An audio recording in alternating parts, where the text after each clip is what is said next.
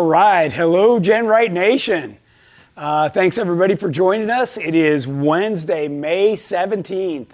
Man, the year is just flying by. We're here to talk about your favorite subject and mine, Jeeping, and how to build them, how to drive them, everything.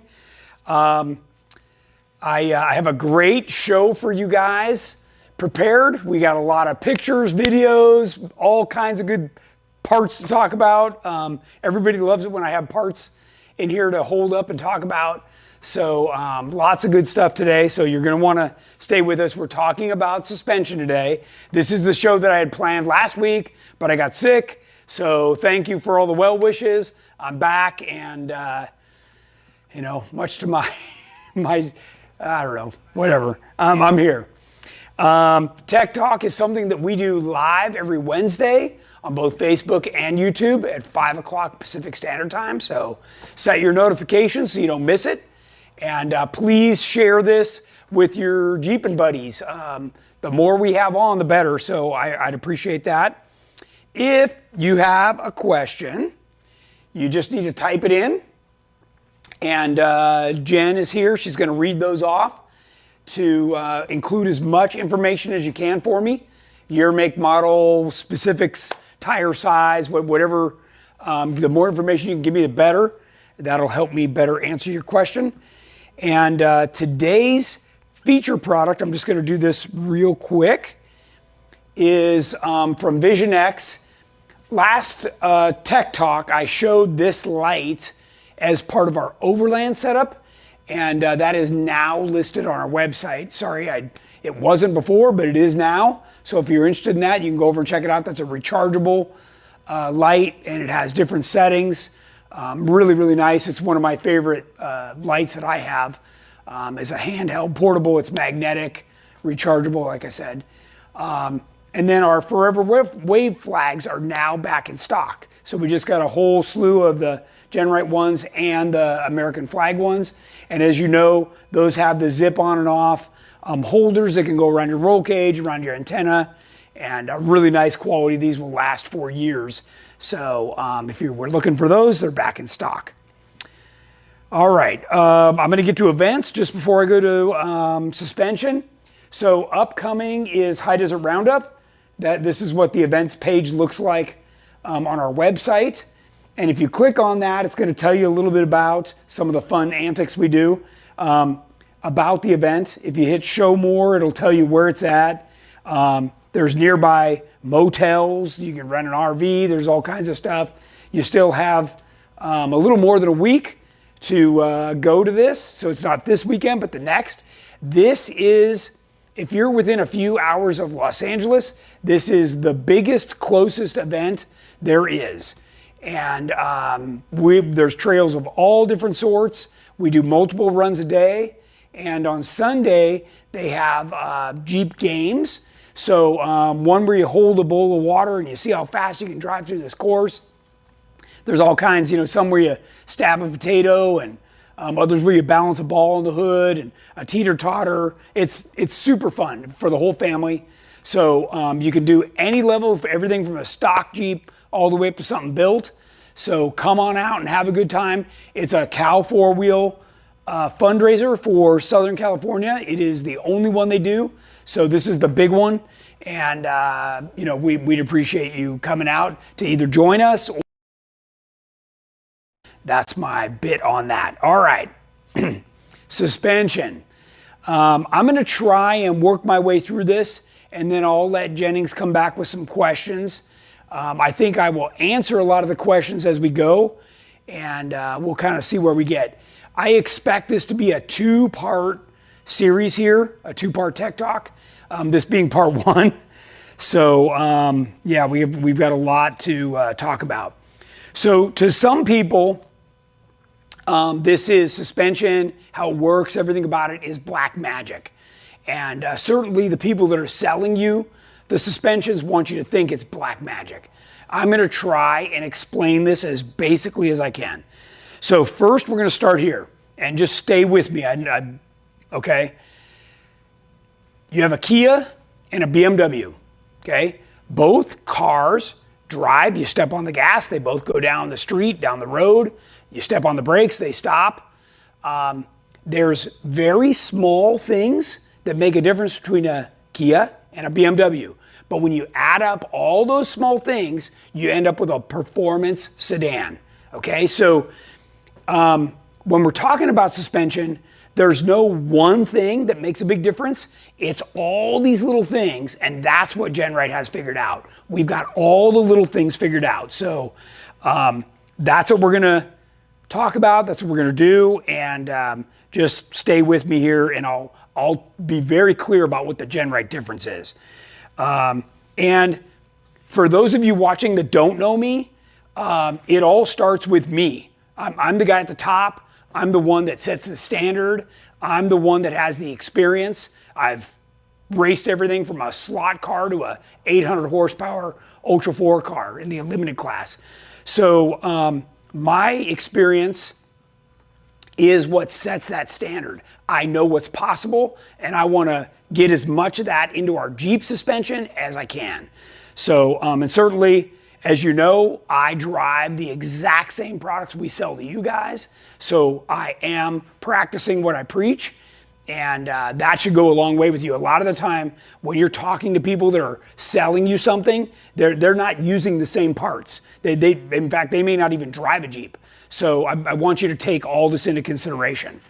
You know, my experience is everything from, I grew up riding and racing dirt bikes, you know, then as I got older, got into Jeeps and rock crawling and ultimately going a little bit faster in Ultra 4. So it's a lot of great experience. I've got nearly 1,000 hours of shock tuning in with the different manufacturers, and all of that experience you guys get the benefit of if you buy GenRight products. So, okay, so first thing is I'm gonna show you a video, and hopefully they can hear some of the audio, because this first video, we're gonna start at the very basics, okay? And let's give this a try.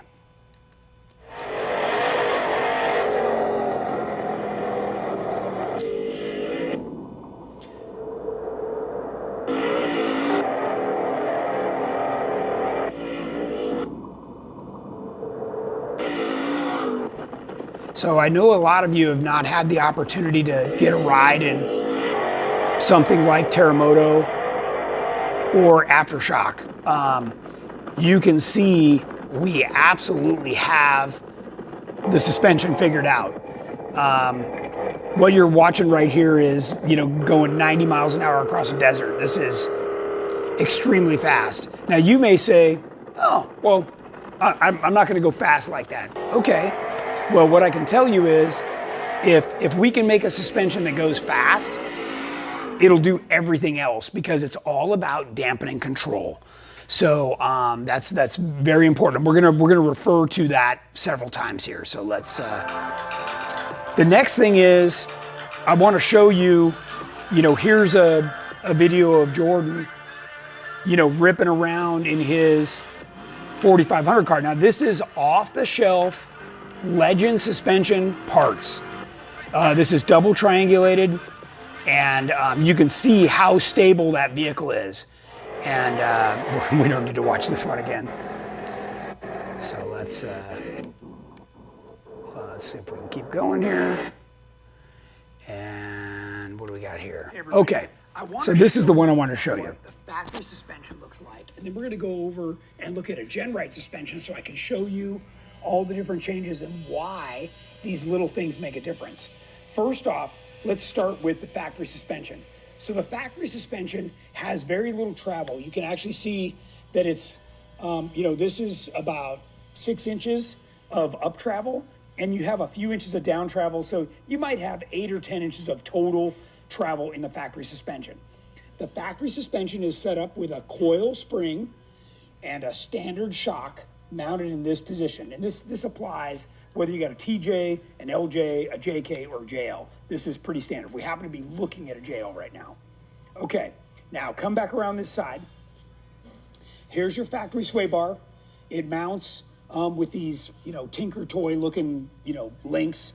And what's most important that I'm making a point here to do this video is talk about the track bar.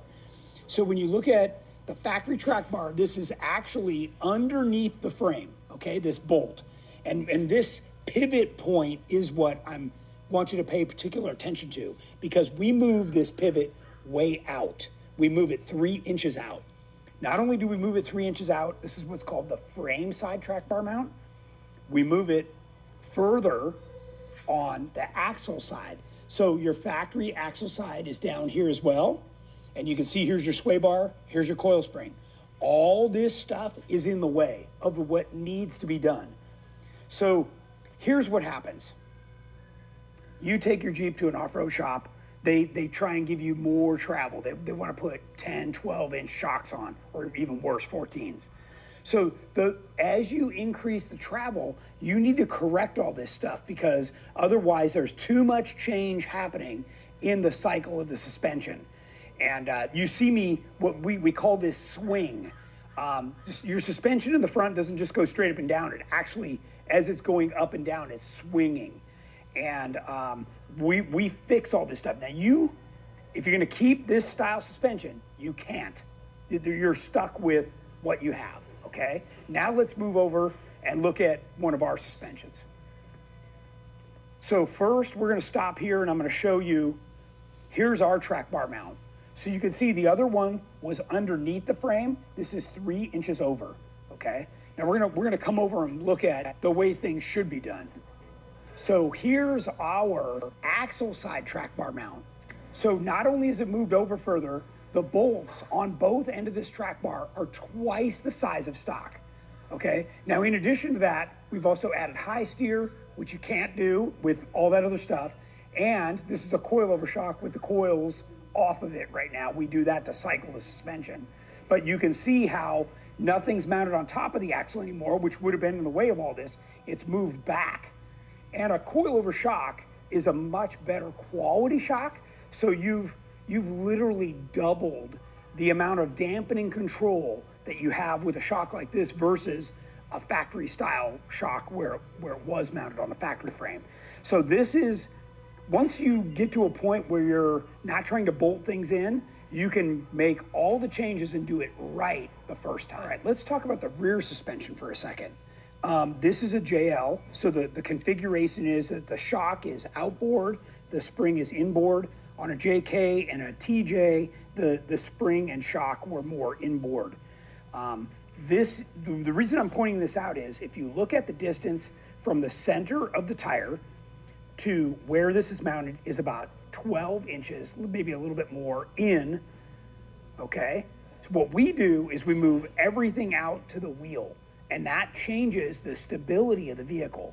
In addition to that, you can see these thin factory suspension mounts that after you hit them a few times and put additional pressure on them, you know, if you leave it in the stock configuration, they'll last a long time.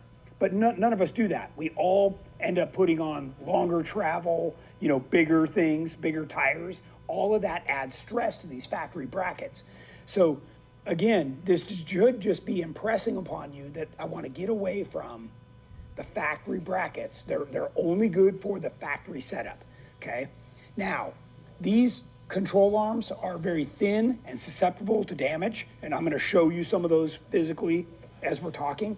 And then of course you can see these are an EVS foam bump stop, and you can see, you know, there's obviously the body's off, so there's more travel here right now. But in the rear, you're gonna have about 10 inches of travel as well. And then you've got your factory track bar mount. You can see this whole conglomeration of stuff hanging off the back of the axle, and the factory track bar. Again, this is not a very beefy piece. The bolts aren't very big, and you know, you can see this factory mount. Now, keep in mind, over the years, you know, this is a JL. They made this even a little bit beefier, but you know, when you back up into the years and go JK or even do a TJLJ, that stuff was absolutely thin and cheesy. And if you live in an area where there's rust, that stuff just rusts off and busts off. When you put a lift kit on, what they do is they give you these fake brackets that help you correct, they call it correct, the angles, but all that does is leverage all these parts and put more stress on them. So not good. Now let's go over and look at our setup again. Our setup, look at the beefy mounts that are directly welded to the frame. So all of this is cold roll steel. We're using genuine Johnny joints. These, again, the bolts are twice the size of what the stock was. We move all the spring and dampening control right out to the wheel. So now you can see from the center of the tire, we've actually probably cut the distance in half. So that way everything feels better. So this is a big change from what the stock was. Remember, the spring was in here, the shock was inboard of that, and this really changes how this all works. The other thing we do when it comes to putting in our suspension was your factory gas tank was over here. So in order to do this, that has to move. So we move that to the back. We still reuse all the factory fuel pump, fuel gauge, all the evap system. That's important so that your Jeep doesn't send any codes to make room for this. And the hidden benefit is now you can run a flat belly skid because the gas tank's in the back. So that gives you an additional 3 inches of ground clearance right in the middle, by the way, which is your breakover that's most likely to hit. So we've corrected a ton of different things. And those are just, that's just a quick overview of the difference between your factory suspension and going to something like the GenRight suspension to help you better understand between a coil spring and shock and a coil over shock. Okay, wow. That, sorry, because that was a lot of information, and I hope that everybody can get a grasp on that. So part of what happened was we were putting together this show, and Jen came to me and said, okay, Tony, I don't know the difference between a coil spring and a coil over, right? So there's a coil over shock, right? Here's a standard shock. And you can see they're dramatically different looking because typically the standard shock is coupled with a coil spring. So there's a couple different things that I pointed out in the video. You know, one is that the spring and dampening control with a coilover is moved right out to the wheel. And that makes a huge difference. And when you have this kind of a setup, I was showing you it's also in the way that you can't run the proper track bar. There's a bunch of stuff that you can't do. The other thing that I did was I pulled off a couple standard style control arms. And these things are literally, you know, sheet metal junk. And of course, they've got those dumb rubber bushings in them. And, you know, here's one of our control arms. It's beefy. And by the way, it's twice as long. So, you know, you go from what everybody talks about as a short arm to a long arm. There's a whole bunch of things going on with the suspension. And I want to make sure that for those of you that are new to this, that I'm at least explaining what you have and what it is about it that doesn't work and what you could have.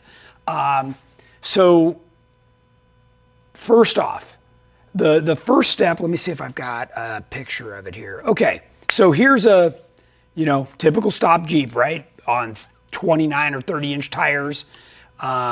They, you know, if you're just driving on gravel roads or maybe going to the snow, they're pretty capable. But once you go off-road, you're gonna realize that you don't have enough ground clearance real quick. And that's what I call the sound of depreciation. When you hear stuff bashing on the bottom, you have absolutely, that is no longer a showroom stock vehicle, and you have just depreciated that thing. Because if somebody like me comes to look at it and sees all those bash marks, I'm not paying a dime for it, so. Okay, this is a video I want to show you. So one of the things about GenRight is that we are function first. And then I build in reliability and serviceability, okay? So those are very important aspects to me. if we're talking about all these little things, one of the things is that what we sell is not what I call a lift kit. It's a suspension system. This is CAD designed. You know, collectively with the guys that we have here, we have hundreds of years experience, and all of that goes into every single one we do. So you guys are getting the benefit of all my testing, you know, shock tuning, everything, because those are the specs that we put in when we sell you the system. So I just want to remind everybody of that. Okay. So we talked about moving all the spring and dampening control out. We talked about bigger shocks. And part of what I want to show you is that this video is going to play Terremoto, it's going to play race car, and it's going to play some guys that got all the right parts and bolted them on, but you're going to see how they work, okay? So let's watch this real quick. Are you zoomed in pretty good? Mm-hmm. Okay, so for those of you that don't know, that is backdoor. That is the toughest obstacle that everybody uses as a measuring stick. Okay, this is the second ledge, which, by the way, is just as challenging, even though it's not looking like it much. You know, that's the thing with our Elite suspension, is it starts to make it look really easy. Okay, so here's Alan. So this is a V6 powered Jeep with our Elite suspension, and he just went up back door. It's just from a different angle. And here's, I mean, this is a full-on buggy, right? So you can see when there's no dampening control, you know, this is a very lightweight vehicle. He's got shocks, big axles, right? Probably sticky tires. I mean, he has everything that if you were gonna build something that you would want. But when it's not put on in the right way, you can see how he's just struggling and ultimately ends badly. I don't know about you, but I don't want that to be me. Okay, so here's another guy that even has rear steer.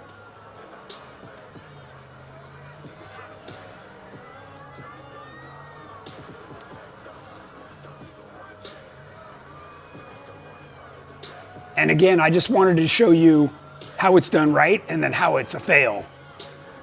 And sorry if you're one of the fails in my video here. I'll apologize in advance. There's how he ended up. So obviously, I don't know about you, but that's not what I want to do in my rig. Oh, this is the capability or lack thereof of I mean, this is just a simple little dirt hill.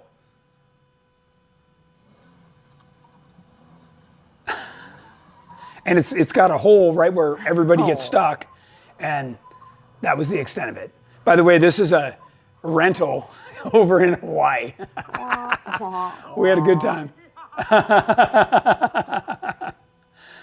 So, yeah, good stuff. Hey, everybody. Okay. No, we already saw that. We saw that. Okay. So now let's talk about the basics.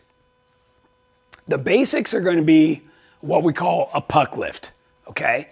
So if you have a JK, a JL, even, you know, back in the TJ days, they had this same thing. And what it is it's a small piece that goes on top of the spring that'll give you about 1 3/4 to 2 inches of lift. Sometimes people will call this a leveling kit if you put it in one end or the other. Typically you put all 4 in and it'll just give you a slight lift. The benefit to this is it's fairly inexpensive. A kit like this is usually $300 or $400. And on top of that, you don't have to lengthen your brake lines. You don't have to mess with your sway bars. You don't have to change your drive shafts. There's a whole bunch of things. When you put this in, the vehicle will virtually drive exactly like it did. And it doesn't lift the bottom of the Jeep, right? This does lift the bottom. So when you do this, you're going to get 2 inches of lift, okay? So this is the very, very basics, okay? Now, when I say the bottom, but your question is it lifts the belly, but not under the axles, right? Your pumpkin is still the low point. The only way you get the axle lifted is by a bigger tire, okay? So if you put a puck lift like this on. Virtually that gives you 2 more inches. You should be able to put on a 4-inch bigger tire, right? So if you had a 30, you know, you could go to a 33 or a 35. And certainly if you do some of our fenders, which open it up even more, you can fit a 35 in there real easily, okay? So that's the very, very basics, right? Okay, then this is and I'm going to explain this. This is a short arm kit that we sell, right? We private label this, and what I do as part of what I offer is you get everything. So if you go online, you're going to say, well, Tony, I saw a similar kit that didn't have all this stuff in it, you know, just had like the new lower arms and some springs, and that kit was $2,500. Well, that's what I call the contractor approach, okay? So the contractor approach is you hire the guy to put in a window, and by the time he gets to the quoted price, you're double that, okay? So I think that's BS. So what I do is I put everything in here. You're getting brake lines, you're getting the right sway bar links, you're getting brand new arms, all Johnny joints all the way around, you're getting the anti-rocks, you're getting everything that you need, new track bars, everything's heavy duty, and it's all built right, including all new hardware, right? So all grade 8 hardware, because we're going to upsize some of the hardware. This kit reuses all your factory brackets. So now you've put in really heavy duty capable stuff, but the limitation now is the factory brackets, okay? So what happens is you put on a bigger tire. Now you're getting into at least a 35, probably a 37, and you are going to exceed all of the strength on a factory bracket, okay? The factory brackets are half or less than half the thickness of our brackets, okay? So I just need everybody to understand, you know, when you talk about a lift kit, this is a bolt-in kit. This is well designed with the right parts, which, you know, I can't say for the other kits out there. These joints are all rebuildable, greasable. You're getting high quality everything on this, okay? So that's where, and we offer this for the JK and the JL. Okay, so that's, we don't go as far back as TJ and LJ anymore. If you own one of those, you're getting coilovers. Don't even talk about this anymore. Okay? All right. Do I need to stop for questions right now? I mean, we have a few if you okay. want. Okay, yeah. Well, why don't we try? Maybe they can be relatively relevant. Okay. Love the show. 2023 Wrangler 392. I'm getting a 2.5-inch lift kit, rock crawler, trail grapplers, 38s, and KMC 4.41s. My question, should I add a beefier tie rod, drag link, and a sector shaft brace? You're going to need more than that.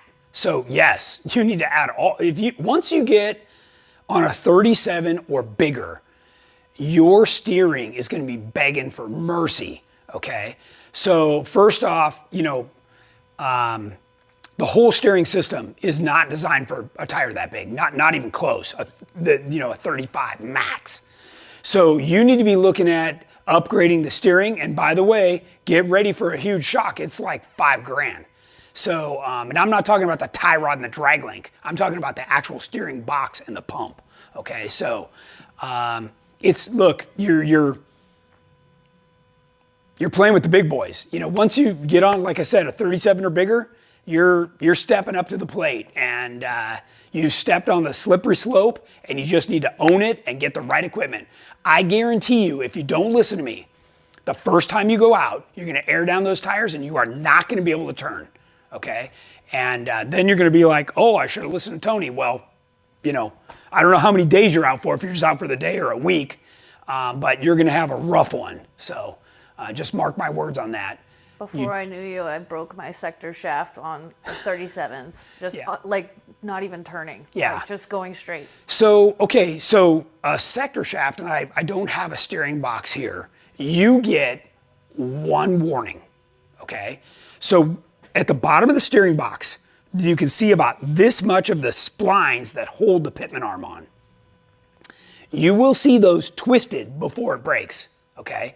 So every single time, I don't even care if you check your tire pressure, you need to be looking at that sector shaft. And part of the reason why I always recommend a ram assist steering is because even if your sector shaft breaks, that ram assist will get you off the trail.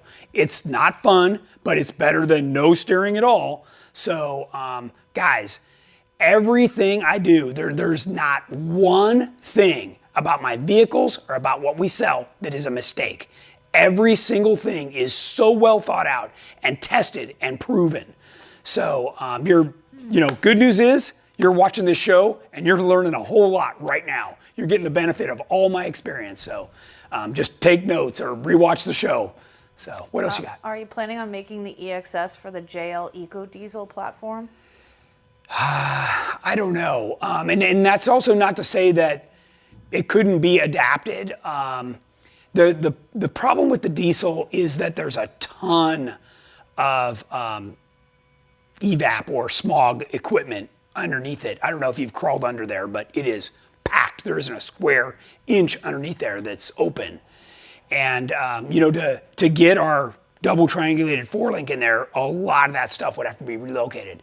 Now, I don't know where you live. Maybe you can delete it. I don't know. Those are all possibilities.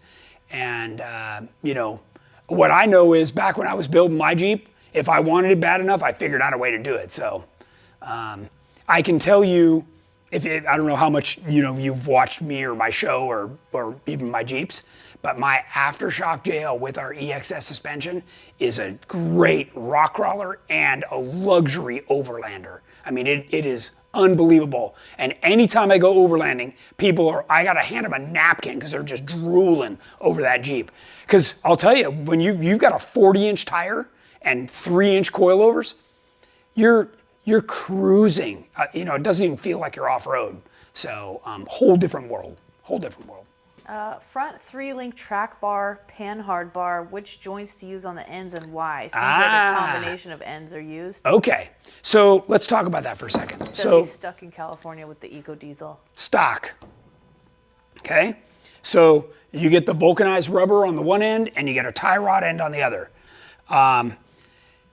You can see none of this is big. I mean, that's and by the way, it necks down right here. I don't know how, are you zoomed in? Can they see this good? Oh, hold on. Troy Merritt said his steering pump was screaming on Hell's Revenge on 33s, aired down. What's the first step? Yeah, okay. We'll talk about that in a second. Let me talk about this. So can they see how necked down this is, right down here? Okay, so you have the shank of the thread, then you've got the taper of the joint, and then it necks down even smaller than the threads right there, okay? That is smaller than my pinky. And this is the weak link, okay? And it's single shear. This is like such a no-no. But now keep in mind, this was designed for a 30-inch tire. Maybe even, back in the day, a 33 would have been a big tire, okay? This needs to get thrown away, okay? This is what we do. So what we do is we put a rebuildable, genuine Johnny joint. And on this end, you're going to get, I have it right here, a genuine FK Heim, okay?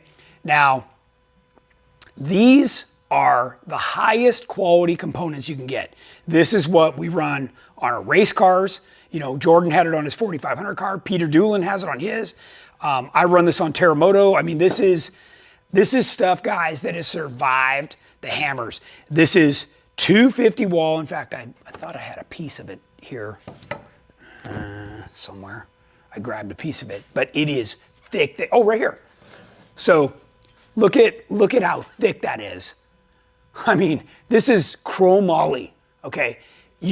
I guarantee you could roll your Jeep off a cliff and this is the only thing that would be there, okay? This is absolutely beefy. Now, the reason I do that is because that track bar is the only thing that holds your entire front end underneath your Jeep, okay? So when you take a look at this, remember, this was designed for a street Jeep that didn't have a winch, right, on tiny tires. So what happens is the moment you start trying to winch your buddy and he's, off to the angle, this whole assembly is begging for mercy. Oh, and by the way, let me take this bolt out because I got to show you what this looks like. That is it. That's what's holding your front end together. Okay? That's scary. This is what you get with mine. Okay? See the difference? Mm-hmm. It's 3 times the size. And I put it in double shear on both ends.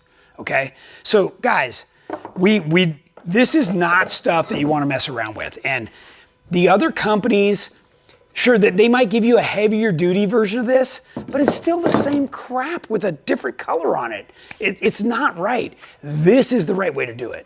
So, and it's greasable. I don't know if you noticed that, but it's got a zerk fitting on it. So that's the way to do it. And by the way, I don't put a Heim on both ends because you have to have something with vibration or dampening to it so that it doesn't put that shock into the frame. And I know one of the questions was, what is a Johnny joint? Well, a Johnny joint is the original joint that was made by Curry, and it's 2 pieces of a particular durometer urethane and a ball. So when you put this together, this thing rotates really nice. You get a solid 30 degrees of rotation, and it's lubable, like I said. Should we show them? Well, somebody asked if you have any tips to help maintain Heim joints. Heim joints, okay. So first off, if you have a Heim, typically, look, there's a lot of different grades of Heim. If you buy one off McMaster Car or from your local guy, it's not going to be an FK. This is aircraft quality, right? And this is what's run on every trophy truck, Ultra 4 car, and it's what we put on every single GenRight Jeep, okay? So this is the highest quality. The ball in this is Teflon coated, so it's self-lubricating. But if you have another brand, you might have to put a drop of, I would use like a 75-90 and then rotate it and get it to lube itself. That'll keep them from squeaking. So that's one of those things that would be my main thing. Can you explain the difference between single shear and double? Yes. Okay. So double shear looks like this. Right, so this Johnny joint would drop in here, and this isn't designed for that, but it would drop in here, and then the bolt goes through, so the bolt would have to double shear in order for this to break out. Same, it's basically the way we do every suspension bracket, right? So there you go. So that you put the bolt through, and then it's double shear. By the way, that doubles the strength. So not only have we given you a larger bolt, then you do double shear, and you're talking about a tremendous amount of strength. Nick says he works on Terremoto with you, and he learns stuff every time you talk about it. Yeah, in fact, here's an actual Johnny joint with a bolt. Right, so you put that in, and then you put the bolt through. And we have a question: are you going to make a raised Pitman arm for non-EXS JLs for more up travel clearance? For non-EXS, so we're using the standard Pitman arm, and we're drilling it out, and then we're using a Heim instead of a tie rod end, and this gives the right amount of range of motion. And I don't know if you've noticed, I don't have a sample here of it right now, but what we do is on the passenger side knuckle, and I showed it in the video that you saw earlier, we tilt the Heim on this side. And what that does is you don't have as much up travel as you do down. So we put the range of motion back in favor of the Heim. So these are all the little tricks that I was talking about.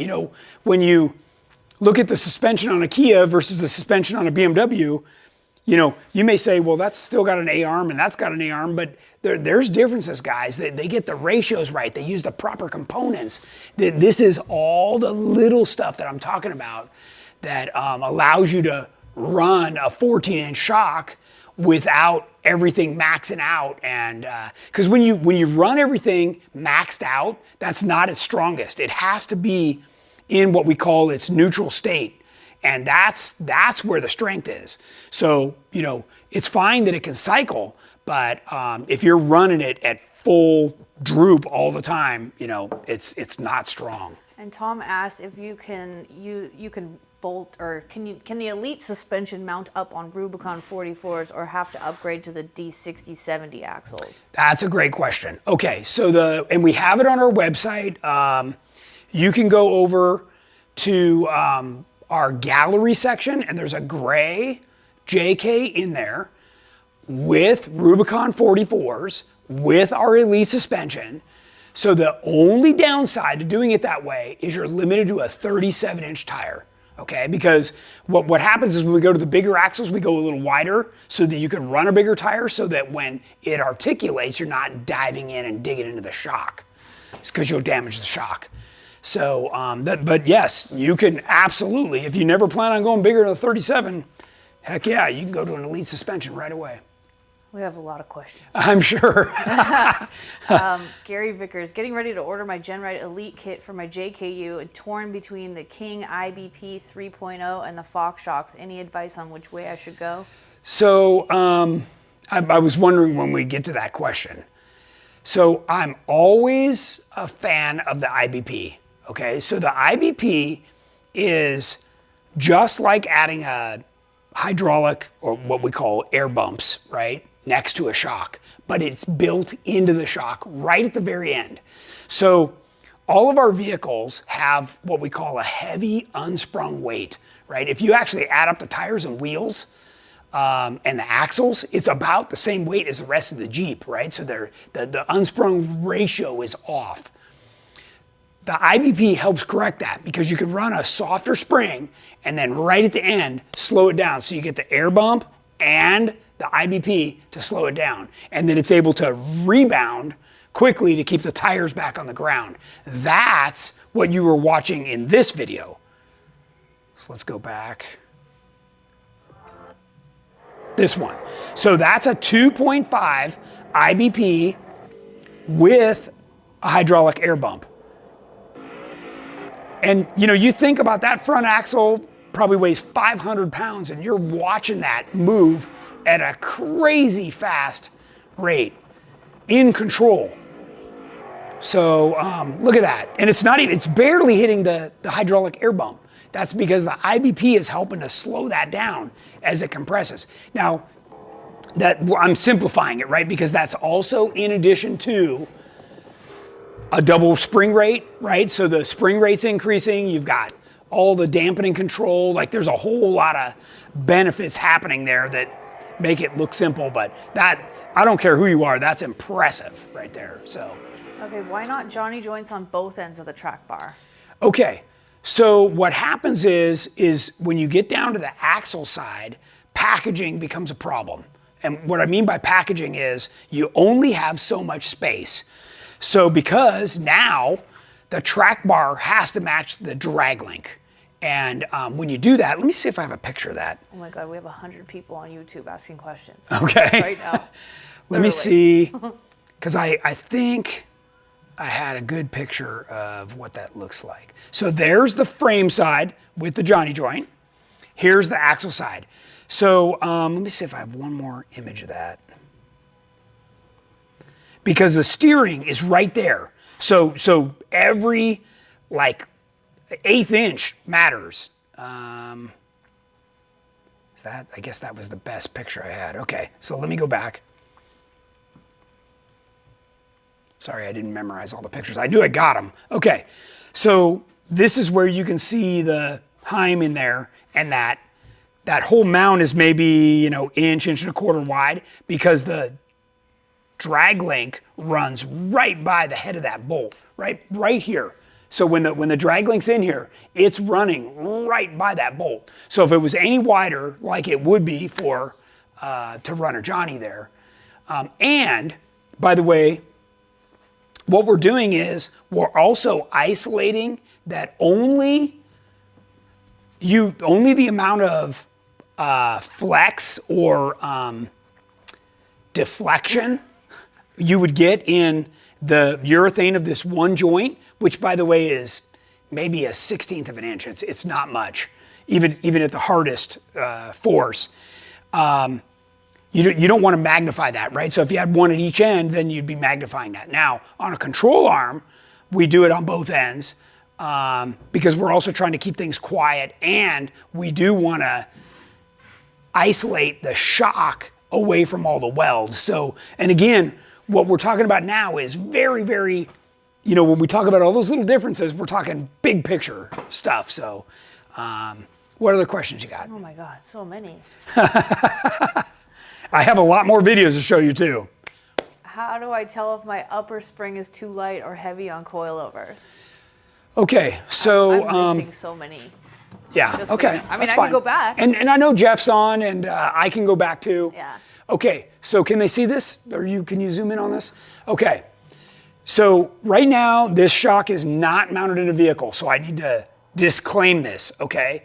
When you're going to check what I'm just about to tell you, it has to be in the vehicle at ride height, which means, like right now, this is showing like 12 inches of shock shaft. It should be showing like 4, okay?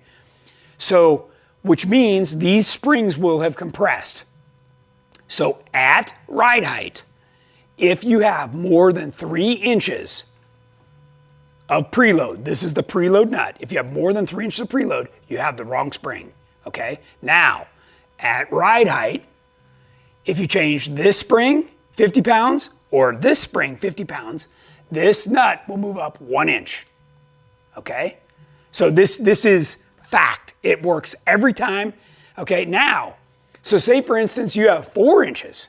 Okay, now you got to change both springs 50 pounds at least. Okay, and these two springs can't be more than 100 pounds apart. Or when you step from your soft spring to your heavy spring, it's going to be abrupt, okay? And that's much more difficult to tune. So these are, what you're asking is extremely advanced, and you sound like the person that should find me at an event, and I can look at what you have in 60 seconds and fix it. Okay, here's another one from Chris Goodnow. Yeah. I'm running a 09 JKU with LT1 10 speed and Atlas on 40-inch Baja Boss with Ultimate Dana 60s. Already have 25-gallon rear tank. Getting ready to put in Elite towers and cross member front and rear. Is it best to just use the Elite axle side brackets? Wasn't sure since I'm using Ultimate Dana 60s. So if I remember right, the Ultimate Dana 60s did upgrade the thickness on the brackets, but once you go to our cross members, it's going to change the angle a lot because that's a full double triangulated. I don't know if I have a picture of that. Okay, here's a picture of it. So there's the cross members, and it's going to change the angle out here by a lot. So your brackets are virtually straight. So what it would do, remember I just told you, you want to run all of your joints in a neutral position. So by putting the proper bracket on, that Johnny joint on each end is in the neutral position. It's not maxed out. The neutral position, it provides the most strength, and you're going to get the longest life out of it. If you cheat that, you're going to deteriorate the life quite quickly. Hey, speaking of that, Joe Mink said, how often does the average use coil-over set of shocks need to be rebuilt? Part of it depends on how often you use it and how hard you're using it, okay? So what deteriorates a shock is heat, okay? So the faster you go, now keep in mind, I'm not talking trophy truck, through 3-foot whoop-de-doos, like you saw Terremoto doing. If you're on a washboard road for 10 hours, you have heated that shock up. And if you're not sure, just reach out and touch your shock after you stop, okay? If the shock is hot, you've deteriorated the oil. And if you've watched any of my other shows, I've already told you over and over again, oil, if it stays 180 degrees or cooler, will last for almost ever, okay? Once you go over that, you're like half-lifing it, okay? So that's the, in a very basic term. Now, that said, you ding the shaft and the seal gets damaged and it's starting to leak, it needs to be, I would just freshen everything, right? The oil is $10 and the seal's probably 30 or 40 bucks plus some labor. Yeah, you gotta take care of that stuff. And by the way, the moment a shock is leaking, you need to think about a shock just like your brake system. If you have air in the brakes, they're like really crummy. Well, your shock's the same way. The moment there's air or a loss of fluid, which gets replaced by air, your dampening control has gone to crap. So, yeah, good question. What else you got? What are your thoughts on ORI struts instead of coilovers? Okay.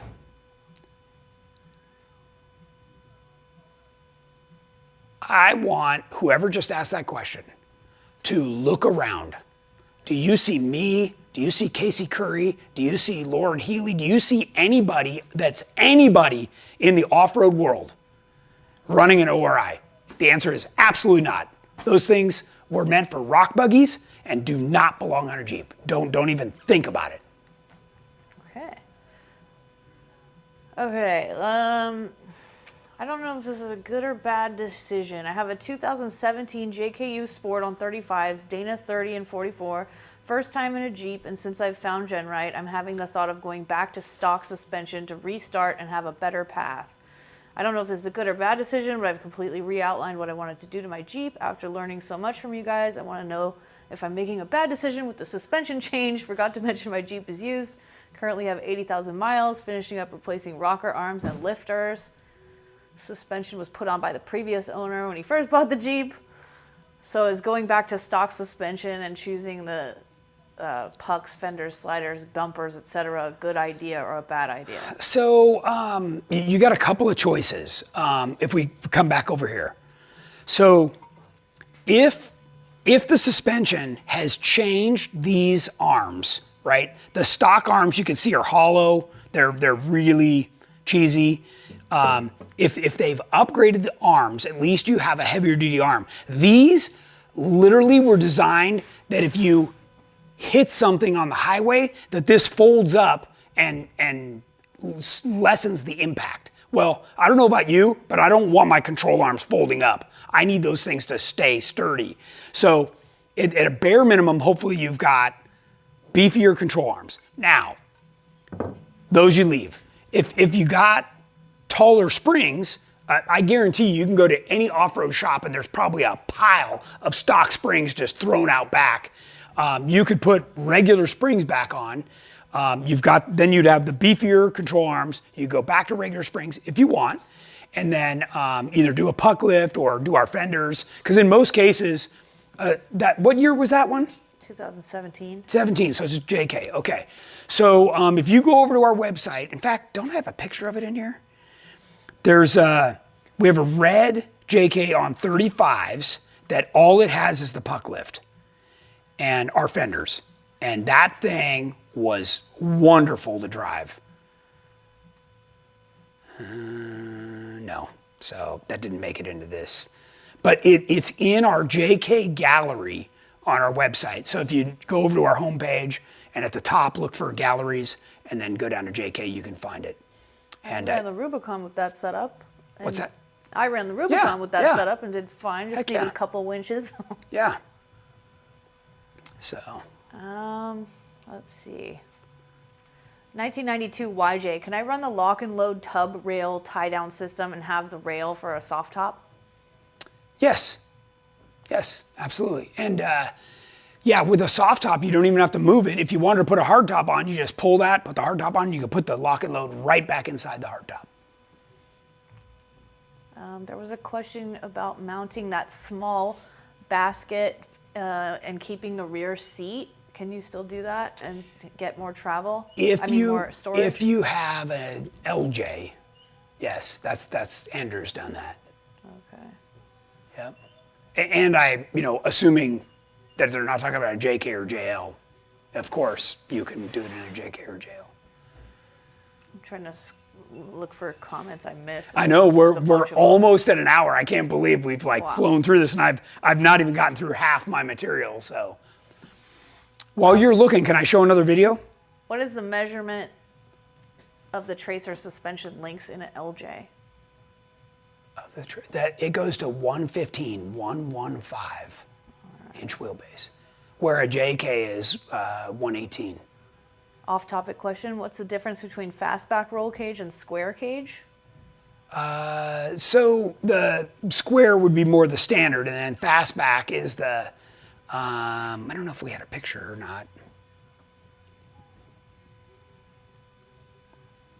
This is the standard cage, right? That goes back to protect passengers in the rear seat. Are you pretty zoomed in on this? Nope. Hold on. Okay. Tell me when. This is the standard cage. So if you have passengers sitting in the rear seat, it protects their heads. If you do a fastback, this bend is moved here and then it comes down. So you absolutely do not want rear passengers, that they are completely exposed. So you have to commit that I'm never running a rear seat and never putting anybody back there, not even a dog, right? It's a 2-person Jeep at that point if you go fastback. Jim Dexter talked to Keith today about my TJ, about Legend and Tracer suspensions, but I did forget to ask what would be better for on-road and off-road, double triangulated or single? Okay, so single triangulation provides a little bit of resistance that will make it have better on-road manners, okay? Now, that's saying that you do a very minimal stretch, right? Say you're doing like 100 inches or 102 inches. Once you go past 110, the double triangulation doesn't matter, right? It's like Terremoto is double triangulated, but it's 118 inches long. So it's only on the short wheelbase that can become very squirrely because there's no resistance whatsoever. It's completely fluid. Not that the single triangulation has bind. All of our suspensions are bind free. It's just a different type of resistance, and you get a little bit of rear steer with the single triangulation, and what that does is it provides different type of road manners. So that's the best way I can describe it. I do have this video that I want to show, and this video is going to show you the Elite suspension, and then right behind it is the Legend suspension on the exact same tires, okay? And this is in Moab on Chewy, which is on Pritchett. And this is in slow motion so that you can watch what's happening and you can see the amount of dampening control. And then it's going to play again in a little bit more fast motion so you can see what it really looked like.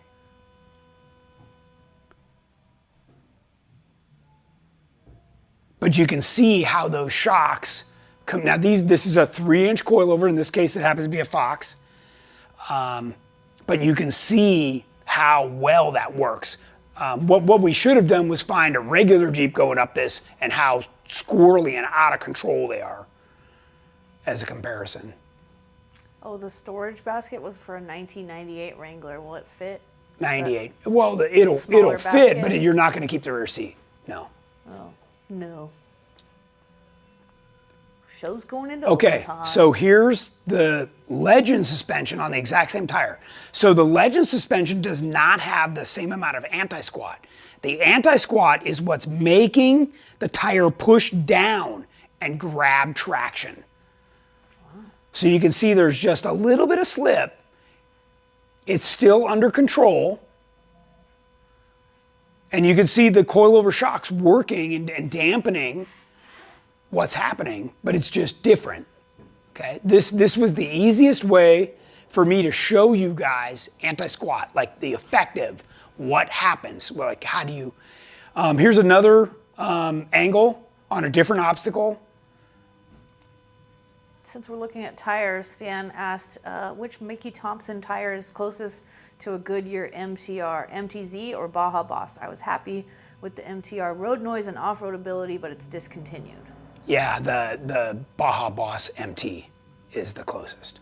But there you could see there was a lot less tire spin, and you could also see the tremendous dampening control. Right? I always tell you guys, walking speed. Walking speed.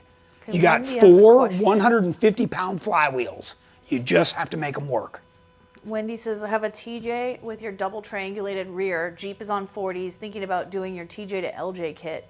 Can I stretch the links to get the 115-inch wheelbase without messing up the geometry designed in this suspension? Yes, for sure. That's a great question. Yes, Awesome. 100%.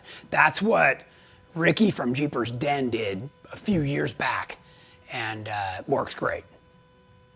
For us Jeep newbies, can you explain anti-squat? Sure. Anti-squat is something that's created between the suspension arm angles and length and the drive shaft. So as you apply power through the axle to the tires, it can either suck the vehicle up or it can push down. And that allows the vehicle to operate and in a much more predictable manner, right? So, and by the way, you can tell if you have anti-squat or not just by putting your Jeep in low range, and if you hold the brake and give it a little gas, it's either going to sink or it's going to rise. Okay, if it sinks, you don't have any anti-squat. If it rises, you have anti-squat. It's that simple. That's what you and Alan were doing at Jeep Beach. That's right. On the street. That's right. Everyone loved. Yes. You definitely have And anti-squat. by the way, that anti-squat, we're showing you rock crawling stuff, right? That anti-squat really works good in that high-speed video you saw Terremoto ripping, because what happens is it's pushing the suspension back down to follow the high-speed bumps. And guys, we have this so figured out, it's not even funny. And that's why you're watching this. That's why GenRight is who it is. We just have this absolutely dialed. So, and then the tracer is slightly different than this. We're going to show you a video, or I can save it for part 2 of what the tracer does. That we should probably. Why don't I answer a few more questions, and I'll just pause that there. Can I get anti-roll with my anti-squat? Well, you can. Okay, so that's another thing that we paid careful attention to. Let me go back here. Okay, so we pay very close attention to what's called the roll center. Okay, and the roll center is what 99% of the suspension systems out there do not have figured out. Okay, so what happens is you guys have all heard of an RTI ramp, right? That's that ramp that you can drive up and it'll check how much flex you have. Well, if you find somebody that goes over 1,000, I promise you, if that guy were to drive on an off camber, that entire body's going to roll over and it's going to look like the guy's going down the cliff. This is the part that we have absolutely figured out. When you guys have heard me talk over and over again about, we move the spring and dampening control out. This makes the vehicle feel much more stable, much more predictable.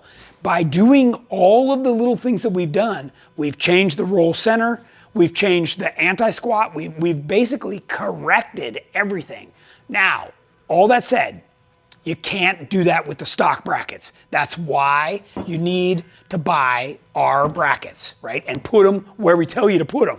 Don't try and rethink this thing. Just put them on exactly how we tell you, and your Jeep will perform like magic. I'm telling you. Says we're going to need a part 3, not just a part 2. That's awesome. And you know what we can do is we can go back through all these questions and we can write them down, and we can even start the next show answering those questions. So, yes. So anyways, yes, roll center we can fix. We do fix it. And we're very focused on keeping the center of gravity low. We haven't even gotten to my favorite part that I want to talk about, if I can find it here, which is the flat belly, right? So when you do a flat belly on these things, that is what keeps you from having to lift the vehicle too high. Oh, and by the way, there's Terremoto in full race, like on the highway going 75 miles an hour, like no problem. It drives awesome on the street. So I insist that a vehicle drive good on and off road.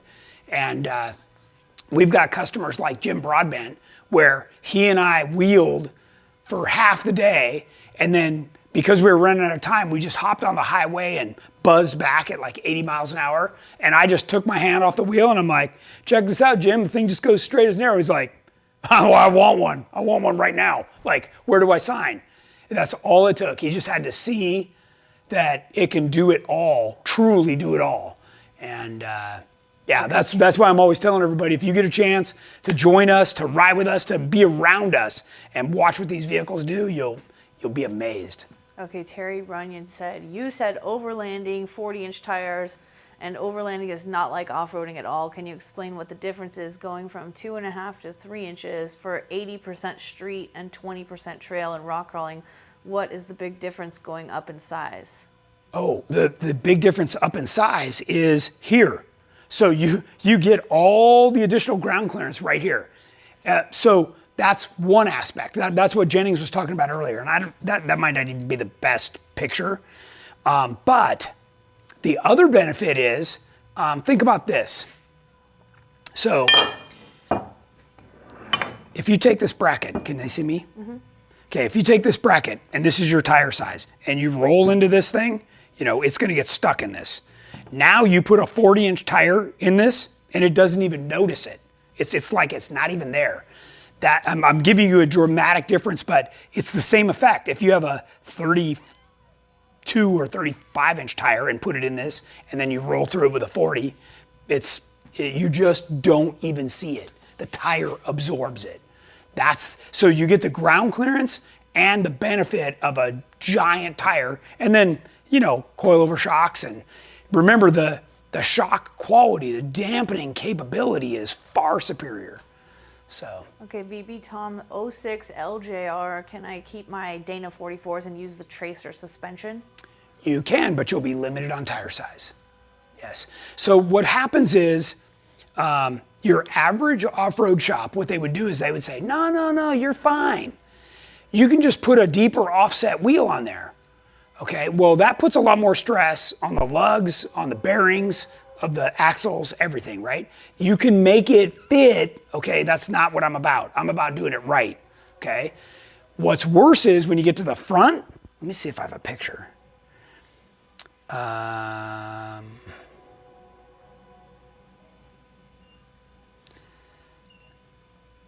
don't know that we have a good picture of it.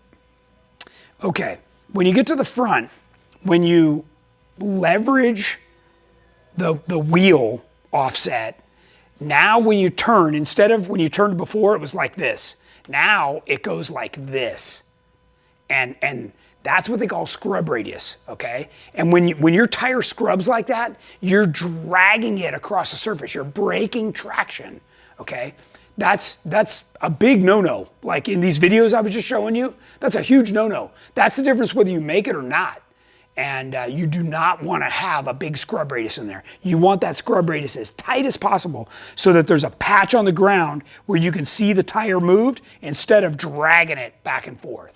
And now that I've told you this, look at any lifted four-wheel drive near you, and they all are guilty of this. They all have an offset wheel to put a bigger tire on, and it's just complete garbage. Now, so you say, Tony, I don't care, scrub radius, like I don't even understand that term. Okay, no problem. Now, let's talk about the additional wear and tear that it puts on your tie rod ends and bearings, wheel bearings, all that stuff. And you know what that turns into? Death wobble. because now everything's gone. You don't have any caster anymore. Your front end with the spaced off wheels is looking for every little groove in the road, and the thing's gonna be a mess to drive. That's why I just showed you the picture of Terremoto going 80 miles an hour down the highway, because you can let go of the wheel and the thing just cruises. Most Jeeps that are lifted, you got the death grip on that thing to just keep it on the road. And I know you know what I'm talking about because you probably already have it. So you're watching this to figure out how to fix that. I'm telling you how to fix it. Change the axles. Here's what I suggest. If you already have 44s, they're worth money.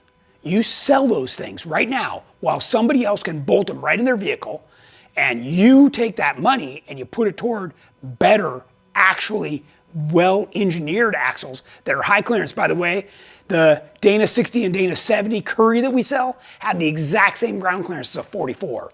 So, you know, it's not like you're even losing ground clearance. These things are absolutely engineered for maximum ground clearance. And then you can run a 40, a 42, whatever you want, because you got the axles to support it. So. Steve Bird says, I'll trade you all 3 of my kids for half off a GenRight Elite suspension. Nice. Nice. Well, list them and sell them. What do you think about the Spider Trax axles versus Dynatrac 60s for the JL 392? Trying to run 40-inch tires using my Jeep on and off road. Okay, so Spider Trax, good brand. Dynatrac, good brand. Curry, good brand. Okay, let's start there. Now you're talking about like King, Fox, right? They're so close that they're almost invisible in terms of the differences. Now, a 9-inch, which is what a Spider Trax is, to run a 40-inch tire, you need to go to a 10-inch ring and pinion, okay? And the 10-inch ring and pinions are very hard to come by and they wear out fast. The other side of it is that the pinion is higher or lower, depending on which way you're gonna run it. So in the front, it would be a high pinion, it's going to be higher, and it's going to get into the oil pan and everything else. It's 1.5 inches higher than one of these axles, like a Curry or a Dynatrac. So you can believe me or not, there's a reason why we run every single thing we do. And I can tell you every 392 we're building, including the one you can go over to our YouTube page and watch a video of right now, is running these axles. And these are beefy. The ring and pins will last for longer than you own the vehicle, because this is the same stuff we used in our Unlimited Class 800 horsepower Ultra 4 car, and we never broke one. So they're just unbelievably tough. Oh, Terry Runyon said, sorry, I worded my question badly, asking what is the biggest difference going from 2.5-inch shock to 3-inch shock with a rig that is 80-20 road, on-road, off-road. Is it worth the $2,000? It is. The rig is an 18 JB. It is. So when you do the math, right? So you think about, okay, Tony, how could a 2.5-inch piston be that much difference than a 3.0-inch piston, right? Because that's what we're talking about. Well, if you do the math, it's a 66% increase in dampening control. That's huge, right? So it's almost like you just took off your shock and threw it away and put in brand new shocks. I mean, it's amazing. The 3-inch, what a 3-inch shock can do. So think about this. You go look at any side-by-side, they're running a 3-inch. Like, and that thing weighs, what? Less than half, a quarter of what your Jeep weighs, and they're on a 3-inch. So why wouldn't you want to be on a 3-inch with your Jeep? So that's the way I look at it. You want the biggest shock you can get. Just like I said earlier, you know, you're not going to beat a dirt bike in the desert. A dirt bike has huge shocks compared to the 250 pounds it weighs. So that's what you're after. You want that ratio to get back in your favor. Okay, Brandon Smith, on a JKU with Fusion axles, is an Elite suspension still possible with Fusion 60 14-bolt combo? So, Jamie, can I have my laptop back? Okay, so here's the deal. Yeah, James. And I've asked or answered this several times. Can they see this really good? They need to see this right here. Let me zoom in. Okay. Okay. what happens is we have a specification for where the pinion is to where this axle is. And what that does is it specifies enough room in here to weld on one of our control arm mounts, okay? If you go look at the axles you have right now, I guarantee you this tube is half that length, okay? So it does two things. One is you can't adequately weld on the lower control arm mount. Two, the pinion is in the wrong spot. So when you add 16 inches of travel, the drive shaft is going to get into everything. Three, the cover's not rolled back like this, okay? So I had another picture. Let me see if I can find it. Because I had one picture that really showed. Here, okay. So in this picture, you can see how the cover is rolled back, and what you can barely tell, here, let me use this, is that the upper control arm mount is right there. You're looking at like the face of it, okay? So now you can imagine this whole suspension has to compress, right, as you go through a bump or you're articulating. Well, the reason we use the rollback cover is because it allows room for the rest of the track bar, the steering, everything has to have somewhere to go. So when you don't use the axle we tell you to use, you now are going to limit, you're going to be fighting all this. Can it be done? Yes, but you're not going to realize the full potential of what we've designed and built for you. So Curry axles for the win. That's what everyone's saying. And last question, what tire size do you start looking at gearing changes? 35, 37, 40? Yeah, well, it certainly depends on the Jeep, but it almost inevitably 35s are where most people want to change gears. You need to be on a 456. Certainly if you go to a 37, you need to be on a 488 or a 513. And when you get to a 40, you need to be on a 538. So. Okay, we're all caught up. All right, well, awesome. We're about 20 minutes over. Thanks everybody for joining us. And we will continue this next Wednesday at 5 p.m. Pacific. Thank you everybody for joining us. I know everybody's busy. See you then.